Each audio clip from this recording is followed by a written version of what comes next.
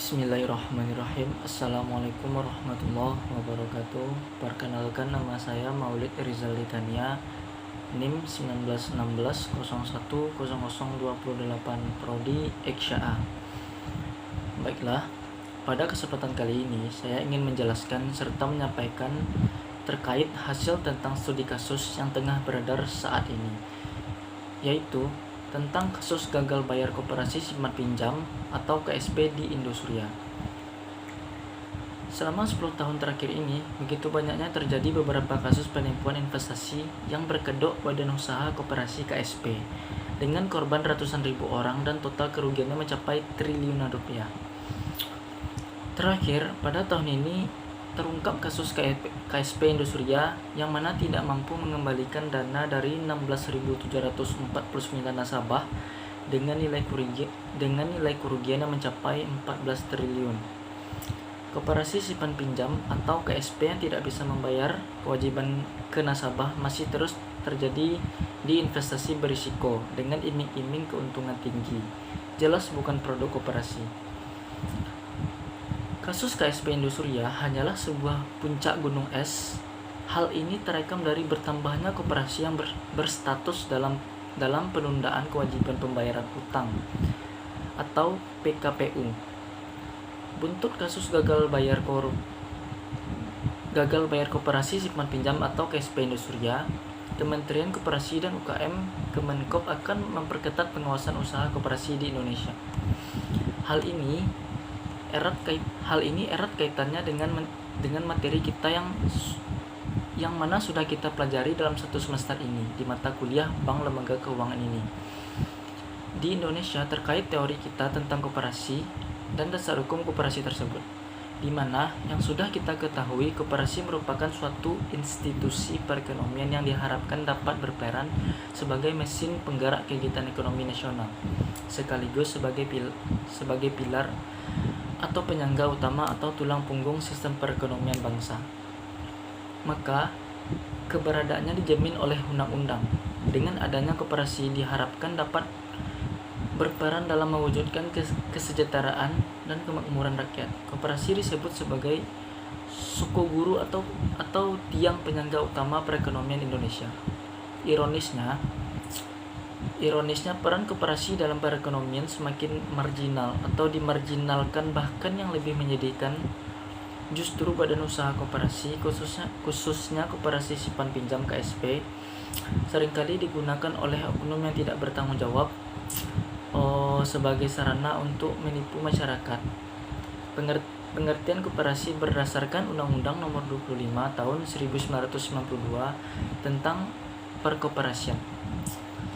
Koperasi yaitu badan usaha yang beranggotakan satu orang atau badan hukum koperasi yang kegiatannya berlandaskan prinsip koperasi dan sebagai gerakan ekonomi rakyat yang berlandaskan azas kekeluargaan.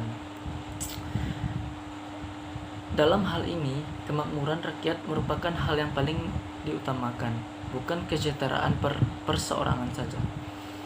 Koperasi sangat penting dalam menumbuhkan potensi ekonomi masyarakat guna mewujudkan kehidupan yang demokratis, kekeluargaan, dan keterbukaan. Pengertian koperasi simpan pinjam itu sendiri dijelaskan sebagai koperasi yang didirikan untuk memberi kesempatan kepada anggotanya memperoleh pinjaman dengan mudah dan bunga ringan, serta dalam pelaksanaannya koperasi membutuhkan dasar hukum atau landasan hukum yang memayunginya agar dapat berjalan dengan stabil serta terciptanya sistem perekonomian yang tertib. Selanjutnya, tujuan koperasi yaitu untuk memajukan kesejahteraan rakyat, khususnya para anggota koperasi, serta ikut membangun tatanan perekonomian nasional demi terwujudnya masyarakat yang adil, maju, dan makmur. Sejumlah kebijakan tengah dipersiapkan Kementerian agar kasus serupa tidak terulang. Staf khusus Menteri Bidang Hukum, Koperasi dan Pembiayaan Kementerian Koperasi dan UKM, Agus Santoso, Di sini ia mengatakan bahwa pihaknya tengah menggodok atau mematangkan suatu aturan baru yang merujuk pada Undang-Undang Nomor 25 Tahun 1992 tentang perkoperasian. Masyarakat berulang kali menjadi korban penipuan yang dilakukan dengan menggunakan modus-modus itu juga. Berulangnya kasus penipuan yang berkodok koperasi disebabkan setidaknya ada 3 faktor. Yang pertama diantaranya ialah setiap kasus tidak diinvestigasi secara tuntas dan hasil investigasi kasus tidak menjadi input kebijakan pencegahan. Sederhananya, dari sekian kasus penipuan berkedok koperasi, berapa banyak yang telah diungkap secara tuntas kepada masyarakat? Bisa dikatakan tidak ada. Investigasi kasus penipuan yang berkedok koperasi ini umumnya dilakukan dengan cara penyelesaian hukum. Dengan telah dihukumnya para pelaku,